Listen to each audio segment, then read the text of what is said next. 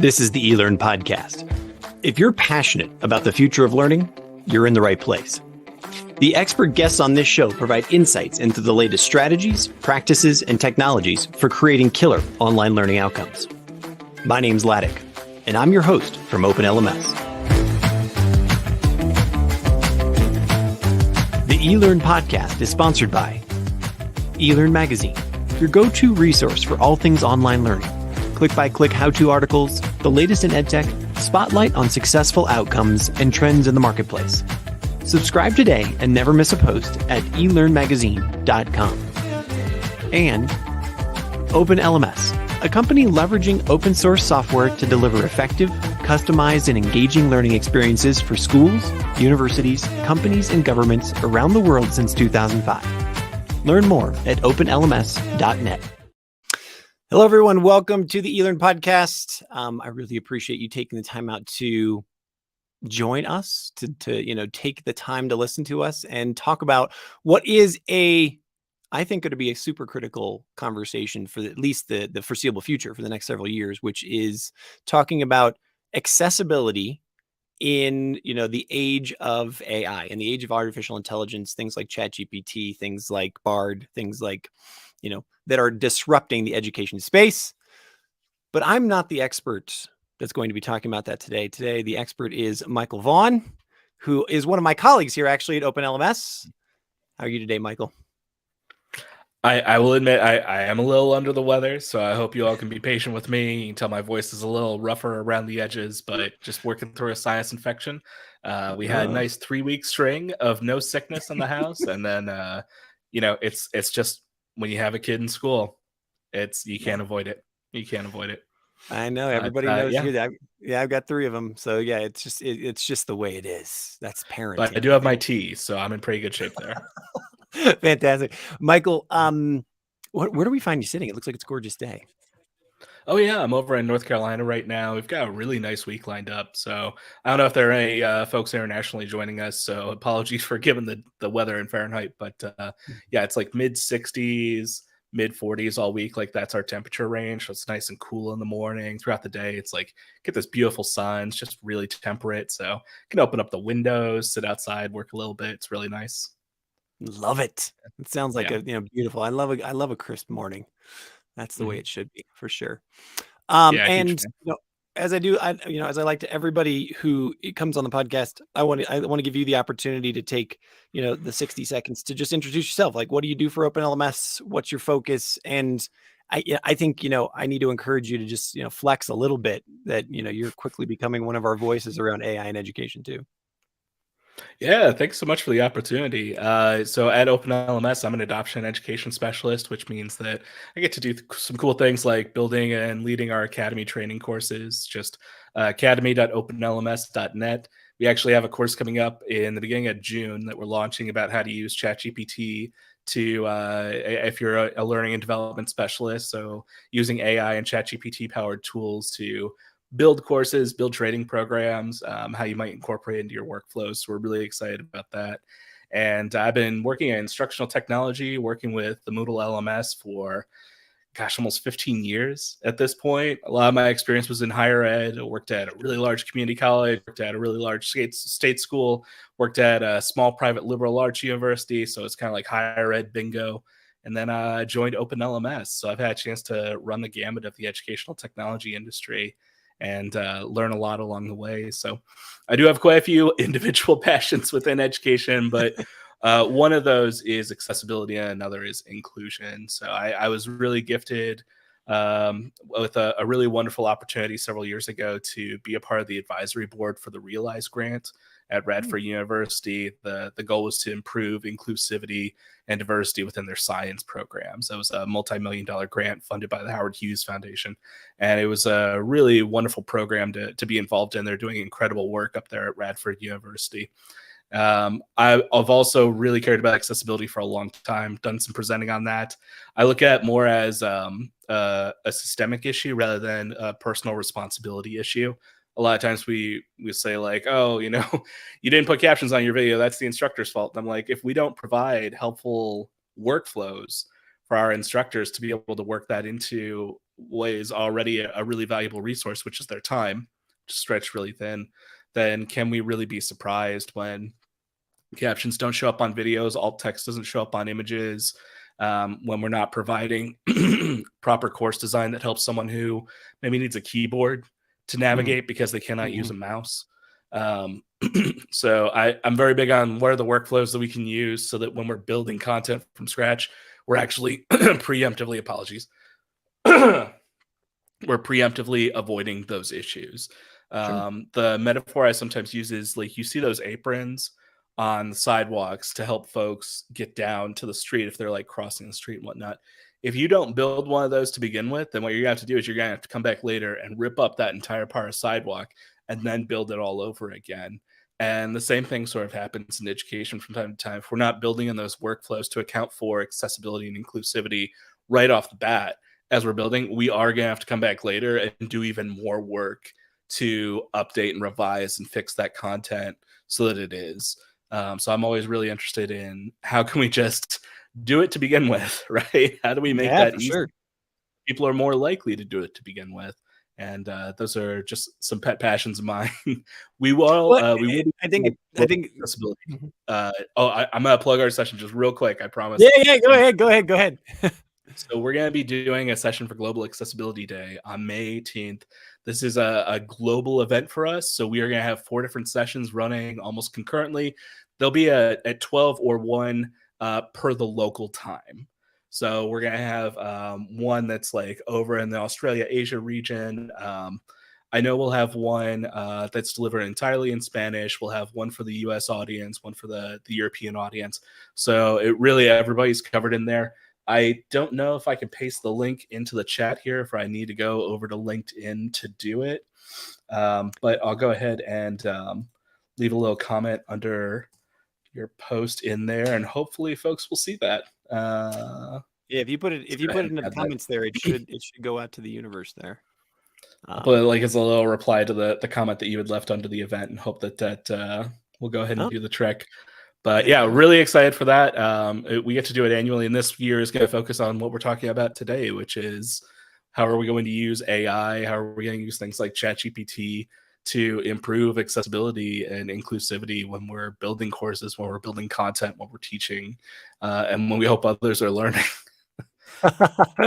Absolutely, yeah. And I'm happy you stole my thunder. That's exactly what I was going to say. So just to remind everyone, May 18th, we're having our Global Accessibility Day celebration. Really, at the end of the day, it's a focused moment to think about this issue, and that's why I thought first to sort of talk about the issue and set the table, so to speak, around what's important about accessibility and why is it an important topic, but then move our conversation into how are artificial intelligence tools and opportunities and thought going to be reshaping or maybe making that easier, maybe making it more efficient, maybe just sort of changing the game entirely for this particular issue going forward in the years to come.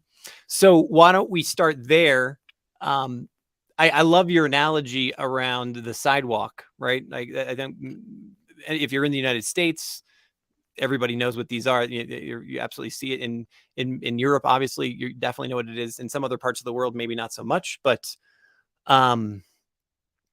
why is accessibility important in education? Like let's say set the stage there, and then you have a wonderful way of doing this as well. About this isn't just about somebody who really doesn't necessarily can't come to the table in the same way as everybody else. Or I get the thing I find fascinating, the more I've learned about accessibility, is that we all have our own personal needs, right, in accessibility, and it's something that is applicable to essentially everyone. And so let me stop there before I start sounding like a fool. Why don't you set the table? Yeah, absolutely. I think one of the most important things coming into this conversation, the example I would give, there's this really wonderful show called Grand Designs. And I don't know if anyone's had a chance to see it, but if you haven't, please do track it down. It's literally about this designer named Kevin MacLeod. And what he does is he goes around and he visits people who are building their own homes. Like they're not necessarily working with a contractor, they're just going to build it themselves. And he'll show up in like February and say, when do you expect to be done? And they'll say by Christmas, and he'll say by what year. And it's a genuinely interesting show. But one of the episodes that really stuck out to me was a gentleman who has been a paraplegic since the 80s. He used to have full faculty. He used to be able to fully move his body. Like he used to be able to walk and run. I think he was an athlete, if I recall correctly, and was in an accident, paralyzed from the waist down, and lived in a home where the kitchen didn't really work for him. Like if he was making pasta on the stove, he had to grab the pot and roll in his wheelchair across the kitchen to the sink, which is very dangerous. Like you have near boiling hot water there. He like the bedrooms were upstairs where his daughters slept, and if they were sick, he couldn't go up and take care of them. If they were hurt, he couldn't go up and make sure that they were all right. So he spent this entire time building his home that was accessible to him. And I think he said something really important in the episode that I'll paraphrase, which is, it's not that his disability keeps him from the environment; it's the environment that keeps him out. And once he finally had a home that worked for him, that was built around what he needed, everything started to work a lot better. Like he actually had an elevator in the new home, so he could go to any floor of his home and check in on his daughters and check in on his partner. The kitchen was completely built up differently. There were even like little handrails around the counters so he could pull himself along if he needed to. And I think that's the really important lesson. Like when we talk about accessibility, it's not that we need to make space for folks. It's that these spaces are deliberately exclusionary. Like we are leaving people out by not considering what they need. And just from a moral perspective, like, I hate to be so base about it, but that sucks. Like that sucks to just leave people out like that. Sure. And I hate to pass moral judgment, but it really is bothersome when people don't think to accommodate like all the different types of learners that might be popping up in your learning environments. But to extend that a bit, there's a huge benefit to putting in the time and effort to making sure that content is inclusive, that content is accessible. The one example I love to give is, certainly we want to provide transcripts and captions for video and audio. And the most obvious example of that is someone is hard of hearing or deaf, then having a transcript and captions is incredibly valuable, right? Having that available for those learners is incredibly valuable. But really obvious, visible disabilities and impairments only make up about, I think, 9% of all impairments, registered disabilities in the US. The vast majority are invisible. They are not easy to observe. They are not easy to know that they exist. If you are a typically abled person and someone else is struggling with something like, IBD and irritable bowel disease, as an example, you won't know until they disclose that. Right. So it's not like you can look at someone in a wheelchair and be like, okay, they have a mobility impairment, or you see a hearing aid and you realize, okay, they have a hearing impairment. They might have a cane or, a guide animal. And it's like, okay, they probably have a visual impairment, but a lot of these things you can't see. So when we're providing transcripts and captions, obviously that helps folks who are deaf or hard of hearing, but it also helps folks who have learning impairments. ADHD is one of the most commonly accommodated impairments in higher ed. So when students register with their disability services office or accessibility services office, wherever it's called at your college or university, those accommodations are some of the most common accommodations that you will see nationally in the US. And most of the folks who are diagnosed with AD or ADHD, it's just officially ADHD at this point, also have significant comorbidities, which means they're usually diagnosed with multiple learning impairments and not just ADHD.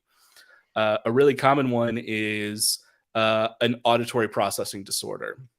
It's really hard to explain, but it's sort of like if you know someone with ADHD, they probably prefer watching the TV with captions on. And it's because sometimes the sound just doesn't process properly as the brain's taking it in. So having those captions available, having those transcripts available, certainly it benefits someone who can't hear very well, but it also benefits folks with auditory processing disorders who are probably much more likely to end up in your class at some point. If we think about the goal of education is for your students to learn. And all it takes is like these simple extra steps that are becoming easier and easier thanks to AI and tools like that, to be able to build in those experiences, build in those accommodations in a way that overall improves the content in your course dramatically. Can I? So Yeah, I could probably talk about that forever, but I'll take a pause there. No, I want to jump in there because what I know happens as you know, now that we've done this, at least I've been a part of the company now for almost 3 years, and we've done this. This will be my third accessibility day. I love that, you know, the layers that are peeled off this topic for me, that have been peeled off this for me. The thing I specifically want to point out is like you kind of threw some percentages out there, you know, like 7-8% of people have an actual learning disability, or maybe are actually impaired in some way that we can physically see and, you know, really readily notice. And for the typical person, I'm just going to call it out. For the typical quote unquote able-bodied person, they're like, you know, I want to, you know, I'm really looking for solutions that, you know, that are interested in that other 95%, you know, like I want the big bang. I'm looking for the unicorn. I'm looking for the thing that's going to scale, and, you know, and those kinds of things. And I want you to help me make this case here, but I'm thinking about, you know, the college student who has to commute home and is going to, you know, totally fine, can do class whatever way they want, but they're going to watch the lecture on their mobile device, right? And they're not going to be able to listen to it. The transcripts are really important, right?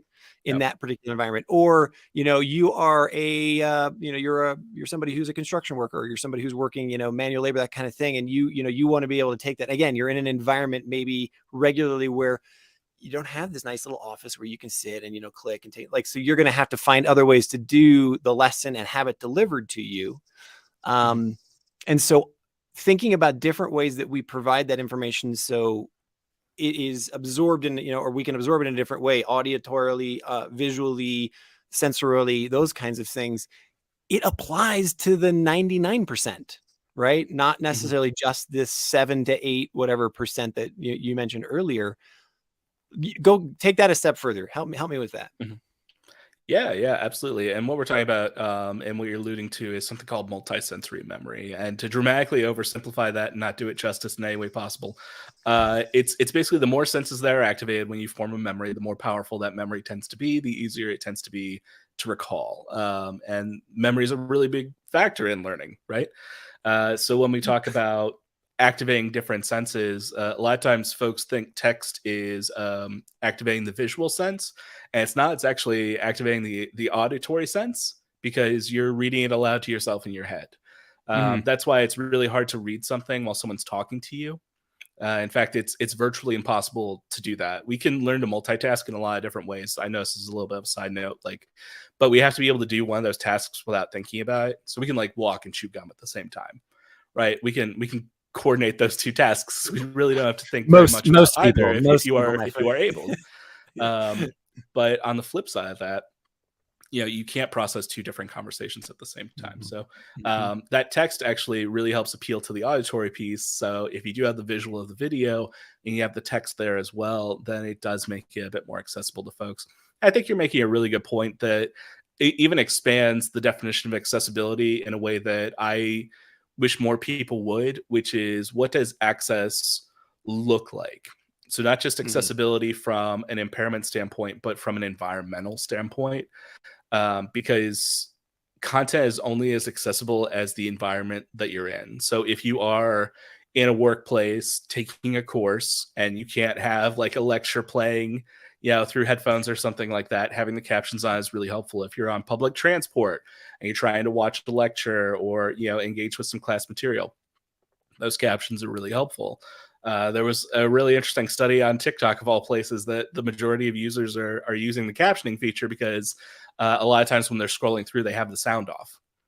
So yeah, I mean, I just had this. Yeah, I had this issue. Literally, this is less than 24 hours ago, where I was in an open workspace, which lots of us work in now, where we have lots of colleagues around me, and one of them just, you know, they were blaring, you know, sort of it was a video. I don't know what it was. It wasn't educational material, but I'm just like, you can't do that. I actually had to go over and be like, hey, you know, we're all working here. Could you please, you know, and so for somebody who's like, look, this is my learning time. Okay. You've got to, you have to be able to present that in a different way. Mhm. Can I, if you don't mind, I just, before it escapes me, I just wanted to jump in here Mhm. too. It's like, um, the idea of the temporary impairment as well. And this is a concept that, again, really just exploded in my mind from our friend Gavin over at Brickfield Labs. Mhm. Where, hey, if I break a leg, right, or Mhm. maybe I injured my arm, or maybe, like, I get in an accident, or like maybe I just have a severe, illness for a little bit or whatever. And, Mhm. so for the majority of my life, I'm not what you would consider a disabled person, but for those Mhm. 6 weeks, those 6 months, that recovery time, I am, and I can't use a mouse, or I can't use a keyboard. I can't, those Right. kinds of things. Again, this is Mhm. another layer where it's one of those things where it's like, you don't discover the problem until it's your problem. You know what I mean? And Yeah. then suddenly it becomes the most important problem. Yeah, exactly. I mean, I'm required to wear these glasses to drive. There's a little Amen. There you go. designation Perfect. on my license, right? It's And it's to the point where when I play with my kids and they grab my glasses, like, I'll admit it upsets me, because at that point, like, I don't think about it as an impairment all day long. But the moment one of my kids, they're 1 and 3, grab hold of my glasses, they don't know how to be gentle with them, right? Like, Mhm. and it changes from, this is just something that I wear, to they are about to break my eyes, essentially. Like, this is how I Sure. interact with the world. Even if I take these off, like, you are blurry from this distance from Right. me. That's how bad my vision is. And I'm very grateful that I have access to vision care, and an updated prescription. But yeah, it's one of those things where, like, what I usually tell folks is, like, whatever's normal to you is your zone of normal, and it's very hard to see people outside of that zone. So when a learner comes to you, I think I mentioned IBD earlier as an example of a hidden impairment. So an irritable bowel disease of some kind. This includes stuff like Crohn's disease, IBS, stuff like that. These are students who might have to just get up and go without any notice to you. Like, they do not have time to ask permission to go to the restroom. They need to go, and they don't have any control over how that impacts them, or like how that happens in the learning environment, or how that affects their lives.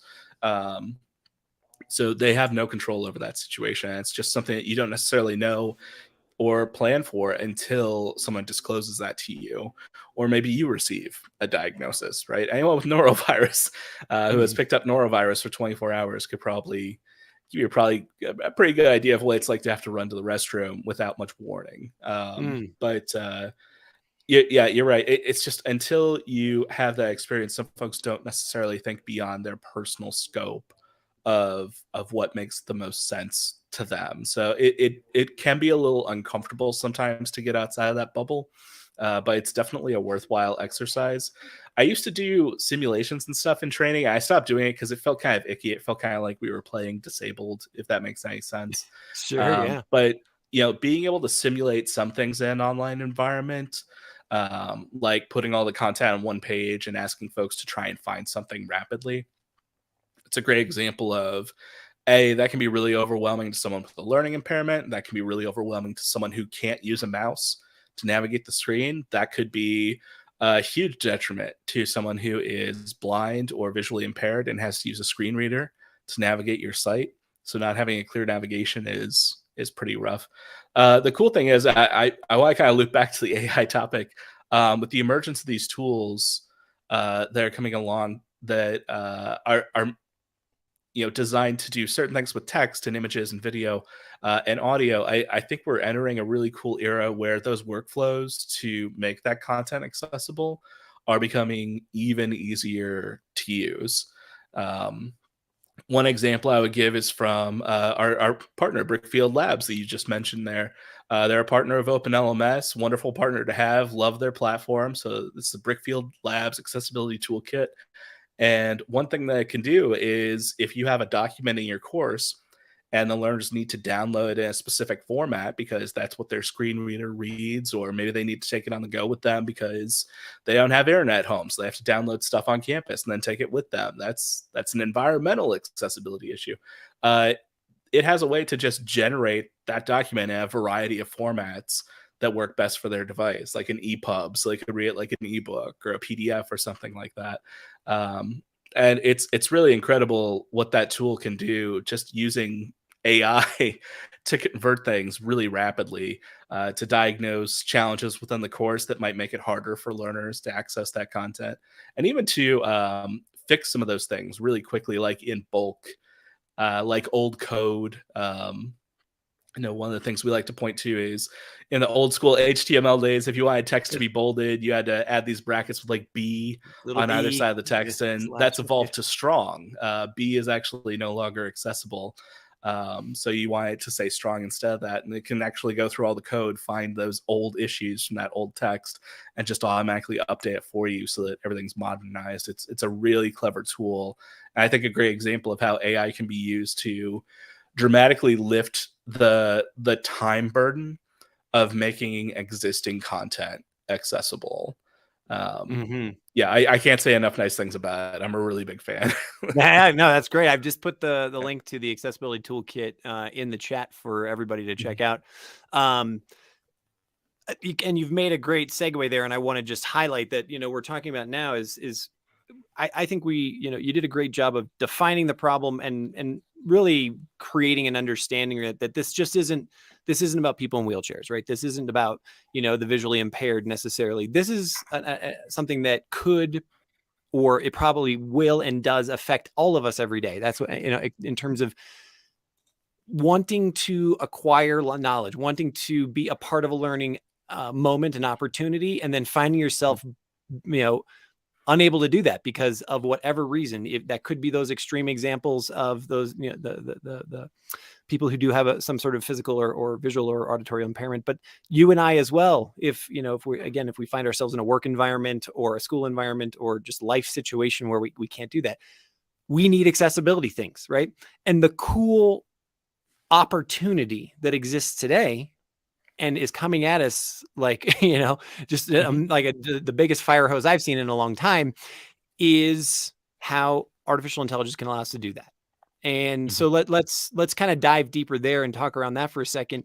You started out this conversation by saying, look, if you don't build that sidewalk to be accessible in the first place, you got to come back and break it. So now you just gave a great example of Brickfield Labs where they're able to kind of come back and redo that construction work fairly rapidly because of AI. What are ways that we can maybe preemptively think, if I'm a designer, instructional designer, or a learning designer of some kind, if I'm a teacher, if I'm somebody building out a curriculum, if I'm thinking about adult learning, how can I put this inside a program or put this inside a workflow so that I'm like, oh God, I don't, oh geez, you just added 3 weeks to my development time. Whereas rather than thinking of it that way, what tools are available to make that a non-issue? Yeah, I think a really great starting point is learning to incorporate the tools you already have. And I know a lot of folks don't think about it this way, but if we're talking about like Moodle as an LMS, for example, most of the time with an LMS, when you are building new content, what you're doing is you're filling out a form. And the reason you're filling out that form is because you are telling the LMS what type of web page you want it to create on your behalf. And a lot of folks don't think about that way. Like an LMS is actually like a web page builder, and you're filling out these forms to tell it exactly what you want that page to look like and how you want it to behave. So when I do something like add a label, which has been renamed in 4.2, but we'll get to that. A label, which is just a block of rich text in the course. You can incorporate images, videos, anything that you want. I've seen courses where some instructors are, when they want a heading, they will manually highlight the text. They'll click the bold button. They'll click the button to make that text larger. And there are a couple of challenges that come along with that. So from a design perspective, it's really hard to be consistent doing that. Ironically, I think you're doing that because you want to have a consistent look for the headings in your course. Instead of just using, you can highlight that text or click anywhere on that line, and then there's a special menu just to say, I want this to be styled as heading 1, 2, 3, 4, 5, and using that option instead. So when you do that, what it's doing is it's adding all the HTML code for you to say, this is this type of heading on the site. Use the styling from the site so it's all consistent. You never have to worry about anything being different. Everything will be consistent. But now it's also accessible to screen readers. It's easier to skim for someone who might have a little bit of a visual processing disorder or a reading disorder like dyslexia, as an Mhm, example. Having mhm. those frequent headings can be really, really helpful. Limiting the amount of text on a given page.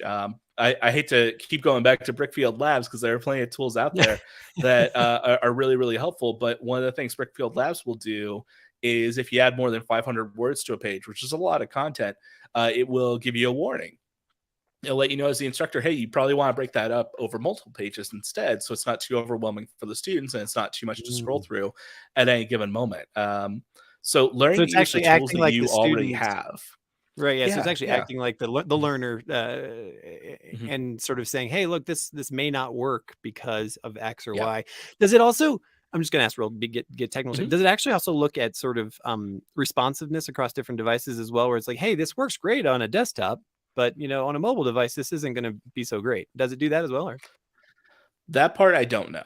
okay. I know that it looks for traditional accessibility issues, so like images without alt text, videos without captions, headings that have not been properly defined, or if you jump ahead in the order of headings, like sometimes people will jump right to heading 4 Mm, instead of starting with heading 2. Um, little things like that. It can do a wide variety of things. Like even I'm not well versed on everything that it can do because it's a very comprehensive sure. toolkit. So it's possible, but I don't have. I've got like maybe an 80% answer for that, not a 100% answer. But Sure. yeah, I think you're bringing up a good point about mobile though. Is like making sure that you're thinking about mobile. I know one thing you can do in most browsers is open something called the inspector, and there's Mm, usually an icon in there so you can switch the screen, have it simulate as if it were opening on an iPhone or a Samsung device right. and see what your Mhm. site would look like in that case. So Cool. there are a couple of different options out there. Yeah. What about, as we're talking about AI helping us to bring the efficiencies to make this a reality or, a real Mhm. possibility for not only, the K through 12 classroom teacher, but also, the person who's in a corporate environment with adult learners.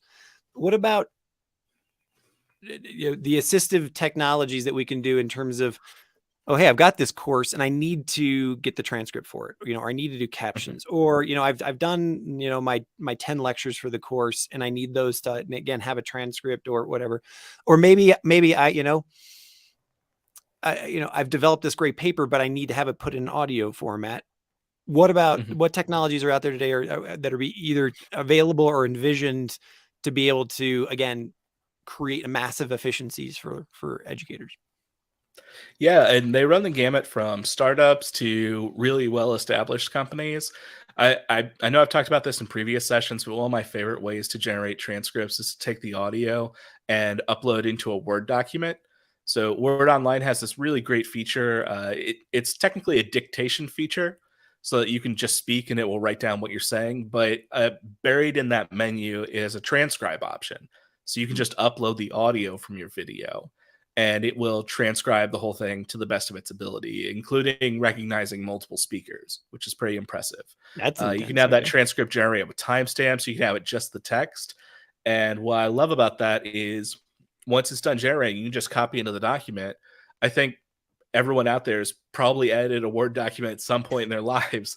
It's a very familiar interface for editing that content. And so that's our workflow when we caption training videos that we make for the Mhm. academy. We post them on our YouTube channel as unlisted so they don't show up on the primary channel, but we can link to them, and then we use Word to generate the transcripts. The nice thing is now you have a document with the transcript, but if you copy the transcript into YouTube, YouTube's going to take that and use AI to assign it so that it's properly synced with the voices in the video. So you've given Mhm. it's a funny workflow because you're giving Microsoft Audio and it's generating text. You're taking that text and giving it to YouTube, who's analyzing the audio to make sure that the text matches. And Wild. you're sort of like going back and forth, but it's a really clever way to handle that captioning transcript service that I think is really cool. And then you end up with a document that's just the transcript with a backup of the audio in case anyone needs it. So it's like archiving all in one step. And to take that, oh gosh, there was something else I was going to mention. There's a site or a service called 11 Labs that I've also used. And what you can do is you can upload some samples of your voice and then it can take text and turn it into spoken speech using your voice. Mm-hmm. So it's not just like Siri's voice or Alexa's voice or Cortana's voice. It is literally your voice reading whatever text you give it. And so I think about, me right now, if I had a really short deadline on some of the courses that I'm building at the moment, and I needed to record some video, I sound really stuffy right now. Like I do not sound my Sure. best. So the thought of sitting down, especially with like a higher quality microphone and trying to record that where it's going to just sound really kind of muted and stuffy and whatnot. When I could give that text instead to the tool at 11 Labs, have it generate an audio file and then overlay that with a screencast, that's going to save me some time right now because I can't control being sick. I have no idea when I'll be feeling better. I have no idea when my voice will recover. I can't plan that out right now. The best I have is tea and a Doctor Who Christmas mug, right? So I'm just kind of doing my best, but that's a tool that can save me from losing momentum moving forward. Mm-hmm. Even though I know we talked in the past in our other conversations about challenges that come along with AI and how some of this can be a little uncomfortable for folks. Like the thought of teaching an AI to speak in your voice, what happens with that? Sure. What happens with Mm-hmm. that data? Yeah, What sure. if someone else gets access to it? But for me, being able to rapidly create educational materials in my own voice that are personalized and come from me when I might not be able to do that myself, that's a huge win. That's a huge win to me. Well, I'll use that as a plug for our uh, AI and Learning Summit that's coming up. Mhm. It's going to be launching in June this year, and then will be available for the recordings and whatnot will be available for people. But our third track is what are those challenges and gaps and considerations around AI that we need to be not only thinking about but actually taking action on right now around data privacy, digital divide issues, ethics, about whose data should be looked at and who shouldn't be looked at, and then what do you do when you do have some uncomfortable answers that maybe AI is going to show you from that day. I know of a couple examples where clear bias in data and decision making have been put on the Mhm. table, and immediate action needs to be taken around that, right? Mhm. I want to round out our conversation right now on maybe it's maybe seems like a little sharp edge or a sharp point, but I think it's one that um, needs to be talked about. Is that you and I are talking about this right now as Mhm. accessibility is something you should do.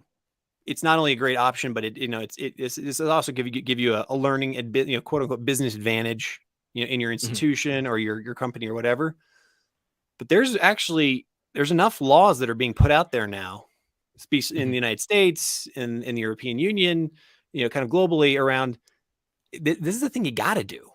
So, Mhm. are you able to talk to that for a second around? This is no longer a nice to have or hey, we'll get to it if we have time. But you could have somebody come knock on there and be like, look, you've got to up your game or else. So, what about that? Yeah, and I always do try and be more carrot than stick with this because those laws do Mm-hmm. exist. They've existed for a while. I mean, there are even some advocacy organizations that are using web crawlers to crawl through college and university websites in the US. And once they find a page that's out of compliance, they file suit. And I do That's worry ugly. that I think it goes against the spirit of what some other advocacy groups are doing. I don't really Mm-hmm. agree with it. I get where they're coming from, but I feel like there are better ways to accomplish it. Um, at the same time, yeah, those laws do exist. It only takes one student to not have proper access to course content. So if you have an instructor who's created this course and they have all these lectures recorded and things like that, but they never got around to creating captions, or they have all these ebooks and all these scholarly articles that are just scanned copies, so Mm-hmm. Mm-hmm. pictures of each individual page, not readable text in any way. Now you have a student who is blind or heavily visually impaired. Maybe they have like RPI or something like that, where like they can only see like a very small amount of their vision.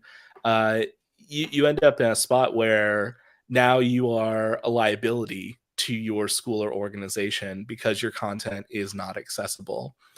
Um, Historically, it's been hard to do these things. We didn't always have AI generated captions. We didn't always have, AI generated text to speech. Um, to be able to do these things. We're still trying to develop technology that can understand what is in a photograph. That is one of the hardest things in AI right now is visual recognition and understanding what a camera is looking at. We've been working on it for decades, literally since the mid 60s. It's still something that we haven't quite conquered. There's some tools that have come close, but it's still really, really hard to figure out what's in image or a photograph. But I'm kind of drifting a little bit. But I would say like it's we've seen a really rapid evolution over the last decade or so in education where these things used to be really hard to do. Like you would have to give your videos to an accessibility services office on campus, and they would literally pay a transcription service. So there's some like a little button that they control with their foot. It looks kind of like the speed button for or lever for a sewing machine that automatically pauses the video, and they're like listening to 5 seconds, writing it out, hitting that button again with their foot, and like typing more. We used to do this all manually. Oh yeah. And now we can generate that really rapidly with AI in just a couple of minutes. And then all we have to do is go back through it and find the spots where AI didn't quite get it right. And that dramatically reduces the amount of time that it takes to do something like this. We have OCR, so optical character recognition. We can take those scanned scholarly articles and automatically convert them back into text by just using simple image recognition to figure out what letter is what. We can take text and turn it into speech if learners happen to need that. So if we have text on the page, but our learner can't see that text, we can turn it into audio so they can at least listen to it, right? We can do all those things really rapidly now with AI. So at this point, there's kind of like no excuse to work it or not work it into your workflow because it's so fast to do at this point, and the payoff is huge because you end up hitting all these learners that you don't expect necessarily to benefit from this content. It makes the course better, it makes the content better, makes it more inclusive for folks that you may not realize benefit from that right away. And yeah, it does save you from being a liability to your school or organization or your company for not making your content accessible. You know, I hate to dangle that over folks and be like, you could get sued.